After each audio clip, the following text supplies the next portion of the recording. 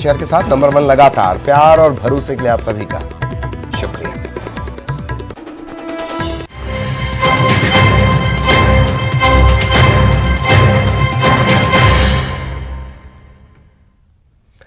नमस्कार, बहुत बहुत स्वागत है आपका। और एक बड़े फैसले को लेकर आज दरअसल हम चर्चा करने आए हैं।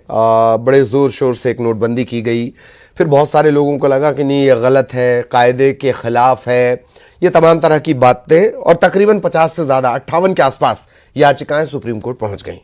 आज सुप्रीम कोर्ट ने तमाम याचिकाओं को खारिज कर दिया, लेकिन 4-1 के अनुपात में एक जज इससे इत्तफाक नहीं रखते। जो नोटबंदी की गई थी, 4 जजों ने कहा कि केंद्र सरकार का फैसला सही है। अब इसे लेकर सवाल जवाब के सिलसिले चल रहे हैं। 5 जजों की संविधान पीठ है। सोमवार को यानी आज ये फैसला सुनाया गया।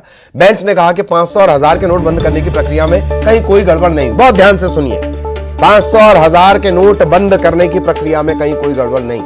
बेंच ने यह भी कहा कि आर्थिक फैसले को तो पलटा नहीं जा सकता, ये पहले से होता आया है। सरकार अगर कोई फैसला ले ले तो अदालत ने साफ भी किया कि उसे हम नहीं पलट सकते, न पलटना हमारा काम है। संविधान पीठ ने 4-1 के बहुमत से यह फैसला सुनाया है। 5 जजों की ये पीठ है। जस्टिस एस अब्दुल नजीर, ये कुछ समय बाद रिटायर भी होने वाले हैं, BR गवई, AS बोपन्ना, राम सुब्रमण्यम और जस्टिस BV नागरत्ना। तो जस्टिस जो BV नागरत्ना है वो इसे गलत मानती हैं। कॉन्स्टिट्यूशन बेंच ने उनको 6 क्वेश्चंस में कन्वर्ट कर दिया और उन्होंने सारे क्वेश्चंस को नोटबंदी के फेवर में डिसीजन दिया। उन्होंने कहा कि जो सेक्शन 26(2) की पावर है वो बाकायदा उसके अंदर है कि सेंट्रल गवर्नमेंट कैन नोटिफाई और on the recommendation of RBI, और रिकमेंडेशन RBI का इस मैटर में उनके हिसाब से 4 जजेस के हिसाब से पाया गया। उन्होंने कहा कि ये जो एक्सरसाइज पावर का एक्सरसाइज हुआ है ये प्रॉपर है और कोई कॉन्स्टिट्यूशन का वायलेशन नहीं है। बीजेपी नेता मुख्तार अब्बास नकवी ने कहा कि नोटबंदी के फैसले पर लोगों को गुमराह करने की कोशिश की गई। भारत की सबसे बड़ी अदालत ने इस पर मुहर लगाई है। इस फैसले से लोगों को गुमराह करने वाले एक बार फिर एक्सपोज हो गए। देखिए, डिमोनेटाइजेशन का जो फैसला हुआ, विमुद्रीकरण का जो फैसला हुआ, उसके बाद लोकसभा का चुनाव हुआ, कई विधानसभाओं की जिसमें यूपी भी है उसका चुनाव हुआ, और जनता की अदालत ने नरेंद्र मोदी जी के इस पारदर्शी और ईमानदार फैसले पर पुख्ता मुहर लगाई। लेकिन निश्चित तौर से जो लूट लाबी की मंडली थी और बेईमानों की जो मंडली थी वो उसने हाहाकार मचाया, हंगामा किया, लोगों को गुमराह करने की कोशिश की। इसके बावजूद भी कि जनता की अदालत ने इस पर अपनी पुख्ता मुहर लगाई, और आज जो है वो भारत की सबसे बड़ी अदालत ने इस पर मुहर लगाई है। लेकिन अनफॉर्चुनेटली नरेंद्र मोदी जी के देश के गरीबों, कमज़ोर तबकों, खेत खलिहान, चौक चौराहों, चौपालों पे काम करने वाले लोगों के हितों के लिए जो फैसले हुए उस पर ये हमेशा जो है वो सवालिया निशान खड़ा करते रहे, लोगों को गुमराह करते रहे, और एक बार फिर ये एक्सपोज हुए हैं। एक तरफ जनता की अदालत ने इसमें सत्यमेव जयते पर मुहर लगाई और दूसरी तरफ भारत की सबसे बड़ी अदालत ने लगाई।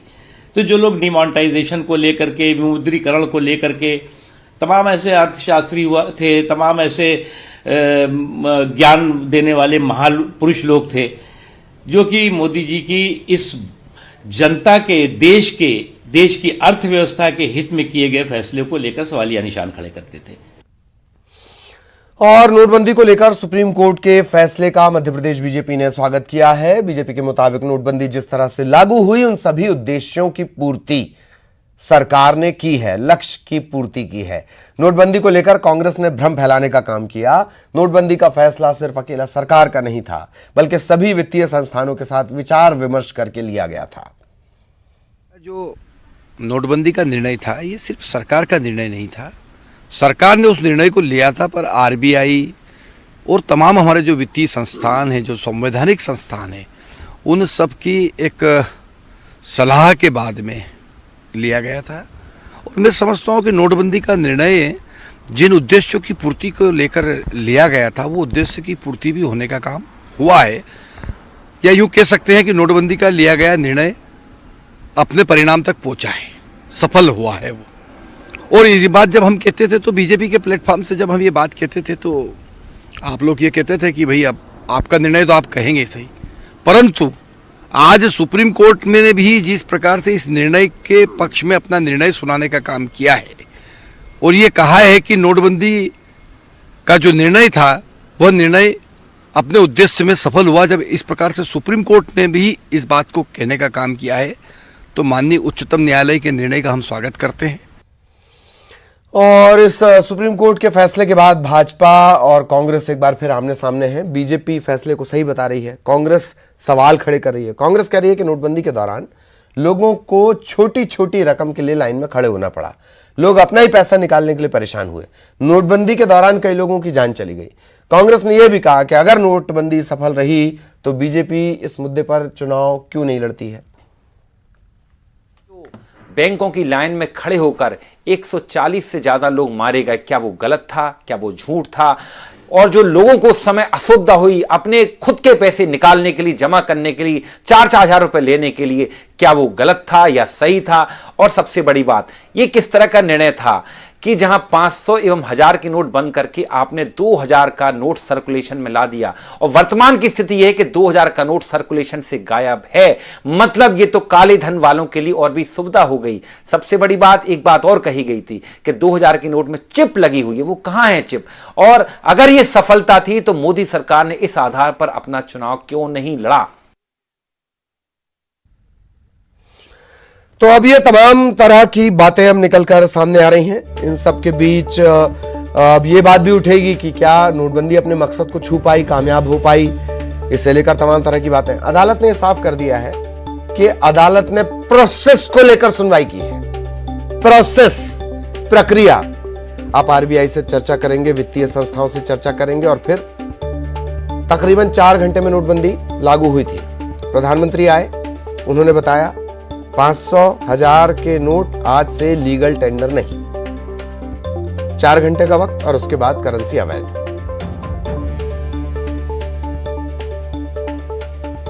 और बेहद खास मेहमान हमारे साथ जुड़ने वाले हैं मिथुन अहिरवार। बीजेपी से हम कोशिश कर रहे हैं कि हमारे साथ कोई जुड़े, लेकिन इस वक्त मिथुन अहिरवार आप कांग्रेस के नुमाइंदे हैं। मिथुन जी, बहुत बहुत स्वागत। और एक बड़ा मुद्दा आप इसे बना रहे थे, लगातार बना रहे थे, और कोर्ट ने कहा कि प्रोसेस तो सही है, 58 याचिकाएं पूरी खारिज।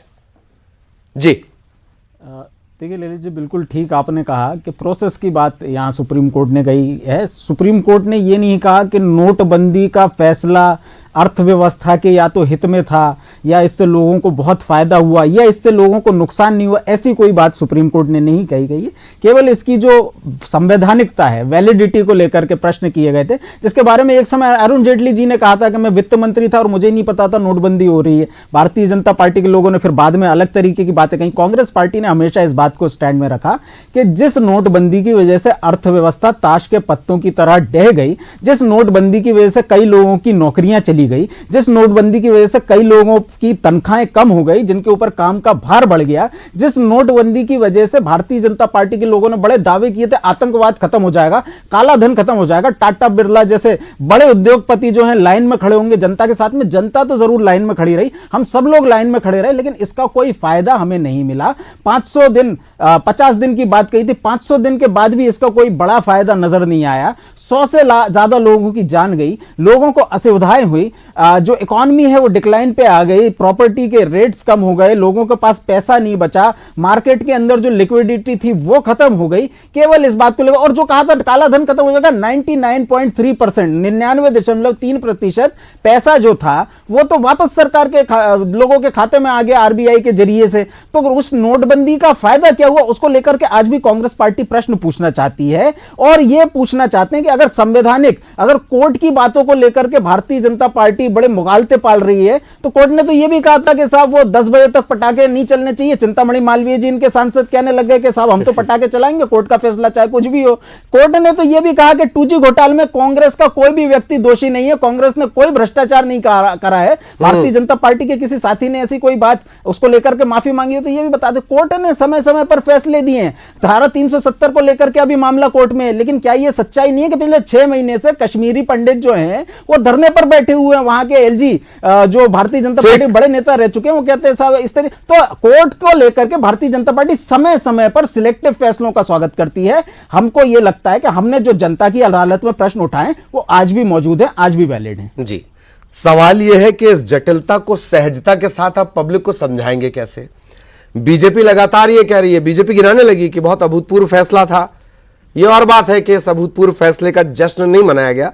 जैसे जश्न पूर्ण जलसा प्रिय पार्टी है बीजेपी, आपने देखा होगा, दर्शक भी देखते हैं कि हर बात पे छोटे मोटे से लेकर बड़े बड़े जलसे होते रहते हैं। नोटबंदी का कोई जश्न नहीं दिखा। सवाल मेरा कांग्रेस से यही, मिथुन जी आपसे यही, कि इस जटिलता को सहजता से आप लेकर कैसे जाएंगे, वो भी तब जबकि बार बार पब्लिक की अदालत में आपकी बातें रख नहीं पाए हैं आप।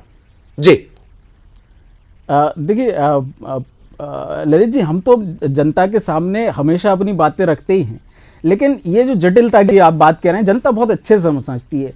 आम गरीब या मिडिल क्लास का कोई भी एक व्यक्ति ऐसा नहीं है जिसे कि नोटबंदी से कोई भी फायदा हुआ हो। लोग इस बात को जानते हैं। हम लोग जानते हैं जब चुनाव में हम लोग गए तो कैसे कैसे कोई व्यक्ति गार्ड का यदि काम कर रहा है, कोई व्यक्ति यदि कोई ऐसा काम कर रहा है, बहुत ज्यादा सैलरी नहीं होती, बहुत ज्यादा पैसे नहीं बचते, उन्होंने बताया कि कैसे उनके घर की महिलाएं जो है वो पैसा बचा करके रखती थी, वो छुपा करके रखती थी ताकि इमरजेंसी के समय उस पैसे को उपयोग में लाया जा सके। लेकिन इस नोटबंदी की वजह में वो पैसा कहीं ना कहीं रखा रखा बर्बाद हो गया, क्योंकि कई लोगों ने इसे र्यूमर बताया, कई तरह की बातें इस बारे में लेकर के आई, लेकिन वो पैसा लोग उपयोग नहीं कर पाए। कई सारे ऐसे बुजुर्ग हैं जिनके पास वो पैसा रखा हुआ था। ये बातें हमें जनता को बताने की जरूरत नहीं है, ये बातें तो जनता हमें बता रही है, जनता के सामने ये है ही। और आपने बहुत अच्छी बात कही कि जलसा प्रिय, उत्सव प्रिय भारतीय जनता पार्टी जो हर बात का जश्न मनाती है। ये कहते हैं कि हमने साहब उज्ज्वला के कुछ कथित लाभार्थी हैं, उनके नाम पर हम चुनाव में जा रहे हैं, हम यूसीसी को लेकर के चुनाव में जा रहे हैं, हम जनसंख्या कानून को लेकर के चुनाव में जा रहे हैं, हम राम मंदिर को लेकर के चुनाव में जा रहे हैं। एक भी देश का ऐसा चुनाव नहीं है जिसमें भारतीय जनता पार्टी डीमोनेटाइजेशन, नोटबंदी के मुद्दे को अपनी बड़ी सफलता बताते हुए चुनाव में लेकर के गई हो। यदि इस कोर्ट के फैसले का स्वागत भारतीय जनता पार्टी करती है तो मध्य प्रदेश चुनाव में, अगले चुनाव में आप घोषित करिए कि नोटबंदी एक बड़ा मुद्दा होगा, मध्य प्रदेश की जनता को बड़ा फायदा हुआ है नोटबंदी से, और इस बात को लेकर के चुनाव में जाए और देखिए जनता आपको क्या जवाब देती है। रही बात कांग्रेस की कि कांग्रेस कुछ बातों को लेकर के जनता के बीच जाती है। देखिए, यदि चुनाव हारना और जीतना ही एक मकसद होता या एक पैमाना होता तो भारतीय जनता पार्टी के प्रधानमंत्री रहे अटल बिहारी वाजपेयी, जो वो 3 सीटों से लड़े तो बलरामपुर से जीते, लखनऊ से हारे और मथुरा से उनकी जमानत जब्त हुई थी, आगे जाकर के वो भी प्रधानमंत्री बन गए। तो जनता का फैसला होता है, जनता का विवेक होता है। हर समय हम जनता के फैसलों को मान लिया इलेक्टोरल सिस्टम सब कुछ नहीं है, मिथुन जी मान लिया कि चुनाव जीतना ही सब कुछ नहीं है, पर प्रयास तो सारे चुनाव जीतने के लिए ही होते हैं। वहां जाकर तो आप फेल हो रहे हैं। देखिए ललित जी, ऐसा नहीं है कि हम लगातार चुनाव हार ही रहे हैं। अभी जो 3 राज्यों के चुनाव हुए, 3 जो सरकारों के चुनाव हुए, उसमें दिल्ली की जो शहर सरकार है उसमें भारतीय जनता पार्टी कांग्रेस दोनों हारे, आम आदमी पार्टी जीती, हिमाचल में कांग्रेस पार्टी जीती और गुजरात में भारतीय जनता पार्टी जीती। तो भारतीय जनता पार्टी 3 में से 2 चुनाव तो हार रही है ना, लेकिन वो अपने जो कुछ सफलताएं हैं वो भारतीय जनता पार्टी जिसने पूरा बताया था कि पूरा भगवा रंग से हमने मध्य देश के मैप को रंग दिया है, आज उनकी स्वयं के दम पर कितनी जगह सरकारें हैं, 3 बड़े राज्यों में तो खरीद करके सरकार बनानी पड़ी है। तो जनता का मुंह भारतीय जनता पार्टी से धीरे धीरे कम हो रहा है, खत्म हो रहा है। 2024 होते होते 2023 के चुनाव आते आते आपने देखा होगा 2023 के जो चुनाव थे, इससे पहले जो 2018 के चुनाव थे उसमें 5 राज्यों में चुनाव हुए थे, 3 हम जीते थे, 2 हारे थे। भारतीय जनता पार्टी 5 के 5 राज्यों में हार गई थी। तो भारतीय जनता पार्टी अगर हिमाचल में हार गई है तो मतलब अब तक भारतीय जनता पार्टी द्वारा लिए गए सभी फैसले गलत ही होंगे। फिर इस बात को भी भारतीय जनता पार्टी को मानना चाहिए। जी जी जी, हालांकि जीतना और सरकार बना ले जाना, मैं बार बार ये कोट भी करता हूं, पिछली चर्चा में भी मैंने यही कहा था कि उनके पास एक्सपर्टीज है, शायद आत्मा परिवर्तन का कोई टूल हो, खैर उस पर नहीं जाते हैं, फिर नोटबंदी पर लौटते हैं। मिथुन जी, एक बात है जिससे आप इनकार नहीं कर सकते, आप भी कभी अगर मौका लगता होगा रंगमहल चौराहे जाते होंगे, बोर्ड ऑफिस जाते होंगे, चाय पीने का मन करता होगा, चाहे वो 5 रुपए की हो या बड़े आउटलेट पर 10 रुपए की हो। वैसे तो कई जगह आजकल भोपाल में 100 रुपए की भी चाय मिलने लगी है। तो वहां पर आप एक QR कोड देखते हैं, सब्जी वालों के पास आप QR कोड देखते हैं। ये तो कामयाबी के तौर पर ही लिया जाएगा? मिथुन जी। देखिए, क्यूआर कोड तो 2011 से लगा है। पेटीएम जैसी कंपनीज जो हैं, मैं 2011 में इनमें क्यूआर कोड से ट्रांजैक्शन कर चुका हूं। लेकिन इन कंपनीज को, क्योंकि किसी एक कंपनी के बारे में ये भी आया था कि ये संघ से जुड़ी हुई है, ऐसा कुछ स्टिंग ऑपरेशन भी आया था। और इस नोटबंदी का सबसे बड़ा फायदा यदि किसी एक कंपनी को पहुंचा है, वो 20,000 करोड़ के इवैल्यूएशन मिथुन जी पहुंच गई। मिथुन जी एक काम करते हैं, थोड़ी देर हो गई थी राजपाल जी को, आखिरकार वो हमारे साथ जुड़ गए हैं। और राजपाल जी बहुत बहुत स्वागत है। सुप्रीम कोर्ट के फैसले को लेकर चर्चा चल रही है, मिथुन जी लगातार हमारे साथ बने हुए हैं। फैसला आ गया है। अब चूंकि अभी हमने ऐसा कोई बड़ा फंक्शन या जलसा नहीं देखा जिसमें आपने नोटबंदी के फायदे गिनाए हो या उससे लेकर कोई उत्सव मनाया गया हो, तो अब अदालत के फैसले के बाद क्या कोई ऐसी स्थिति या इस मुद्दे को लेकर आप चुनाव में जाएंगे? पहले तो विपक्ष सहित देश की जनता को ये एक तथ्य स्वीकृत रूप से मान्य करना चाहिए कि ये जो फैसला था नोटबंदी का, हाँ, ये सिर्फ अकेले सरकार का फैसला नहीं था। ये हमारे तमाम वित्तीय जो संगठन है, रिजर्व बैंक और तमाम निर्देशालय जो है, उन सबकी एक सामूहिक रिपोर्ट थी और लंबे समय की एक पेंडिंग मांग थी, पर कोई सरकार ये साहसिक निर्णय ले नहीं पा रही थी। हमारी सरकार ने उन सब मांगों को मानते हुए नोटबंदी का साहसिक निर्णय किया उस समय, और यह जानते हुए भी किया कि यह राजनीतिक रूप से कदम महंगा भी पड़ सकता है, परंतु देश के आर्थिक सुधार के लिए यह बहुत महत्वपूर्ण कदम था। ये कड़वी गोली थी बीमार को ठीक करने की। हाँ, जो आर्थिक वित्तीय संसाधन जो बीमारी के दौर में था, उसको नहीं, ठीक नहीं, करने के लिए ये कड़वी गोली थी। आपकी कड़वी गोली ने बहुत सारे बुखार बढ़ा दिए, बुखार खत्म नहीं हो पाया। आप जो बोल रहे थे ना, तब मैं सुन रहा था। थोड़ा धैर्य से सुनने का आदत डाले, जनता सुन रही है। जी जी। तो हमने उस वित्तीय पूरे प्रबंधन को ठीक करने की दृष्टि से नोटबंदी करने का काम किया। उस समय जो भी क्रिटिसाइज हुए, जो हुआ, जो भी हुआ, सबने देखा और सबने भोगा। और ठीक है, सबने, पूरे देश ने सहयोग भी करा सरकार के इस निर्णय का। अंततः गत्वा इसको लेके लोग कोर्ट तक भी गए और कोर्ट से निर्णय भी आने का काम हुआ और माननीय उच्चतम न्यायालय से निर्णय आया।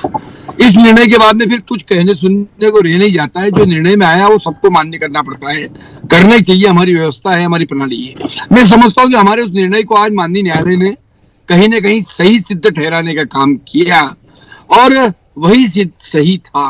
वही निर्णय नोटबंदी का जो है, वो जो हम शुरू से कह रहे थे, वो सही निर्णय था। उससे हमारे देश के वित्तीय संस्थानों को और विशेष करके ठीक, हाँ, कुप्रबंधन जो था वो सुप्रबंधन में बदला है। जो वित्तीय कुप्रबंधन था, वर्षों से चला आ रहा था, उसको हमने सुप्रबंधन में बदलने का काम इस माध्यम से किया। जी, चलिए, अच्छी बात राजपाल जी ने याद दिलाई कि सुनना चाहिए, जनता सुन रही है। सवाल मेरा बड़ा छोटा सा था, आपने जो टारगेट लिए थे क्या वो अचीव हुए? अगर राजपाल जी आपको लग रहा है कि टारगेट अचीव हुए हैं, तो मध्य प्रदेश में क्या इस मुद्दे पर चुनाव लड़ा जाएगा? क्योंकि आंकड़े आपके सपोर्ट में नहीं है। ठीक, देखिए, निश्चित तौर पर जो हमने इसमें टारगेट किया था, वो टारगेट लिया था, वो टारगेट के नजदीक हम पहुंचे भी हैं जी। और जहां तक चुनाव लड़ने की बात है, तो सिर्फ एक मुद्दे पे चुनाव नहीं लड़ा जाता है।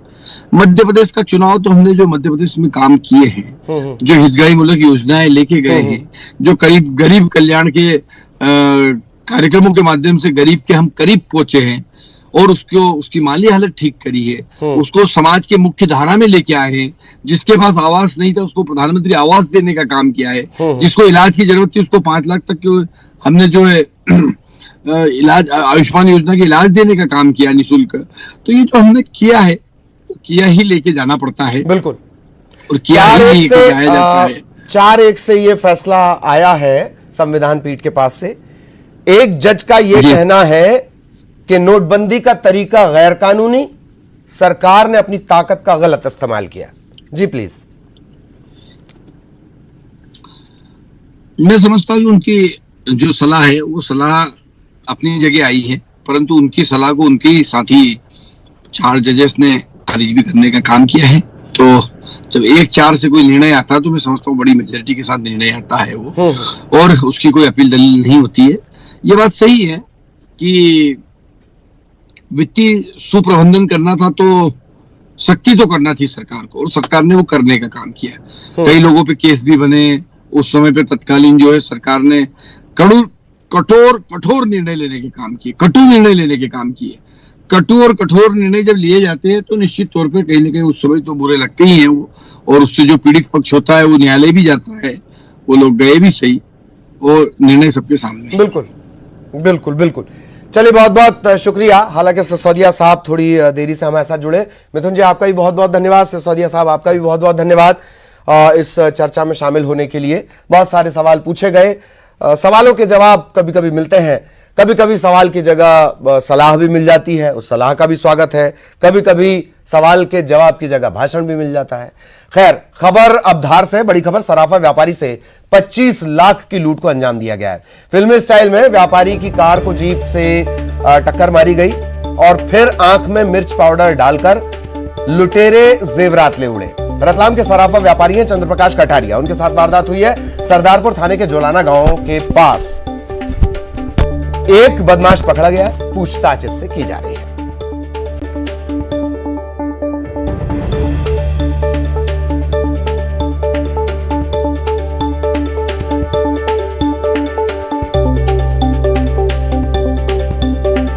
तो बड़ी खबर आपको बता दें, धार से बड़ी खबर है। सराफा व्यापारी से 25 लाख की लूट की वारदात को अंजाम दिया गया, एकदम फिल्मी अंदाज में। पहले व्यापारी की कार को जीप से टक्कर मारी गई। सबसे पहले न्यूज़ 18 मध्य प्रदेश छत्तीसगढ़ पर आप ये तस्वीरें देख रहे हैं। जीप से टक्कर मारने के बाद आंखों में गाड़ी इस तरह से पलट गई। इसके बाद आंखों में मिर्ची पाउडर डाला गया और जेवरात लेकर रफू चक्कर हो गए लुटेरे। रतलाम के सराफा व्यापारी हैं चंद्रप्रकाश कटारिया, उनके साथ वारदात को अंजाम दिया गया। सरदारपुर थाना इलाका लगता है, जोलाना गांव है। देर रात इस वारदात को अंजाम दिया गया। सर्चिंग की गई, एक बदमाश गिरफ्त में आया है।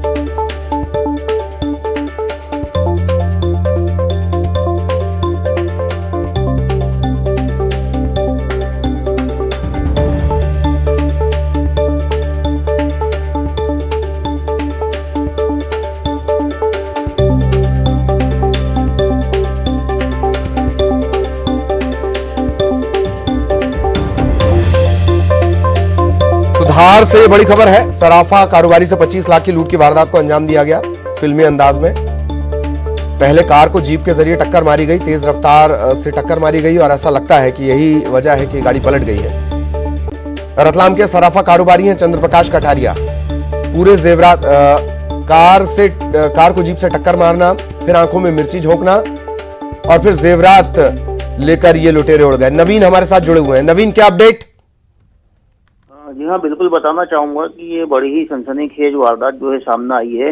रतलाम का व्यापारी चंद्रप्रकाश कटारिया जो है राजगढ़ में बाजार करके अपने बेटे के साथ में अपनी कार से लौट रहे थे। तभी ग्राम जोलाना के पास देर रात ये पूरा मामला हुआ है।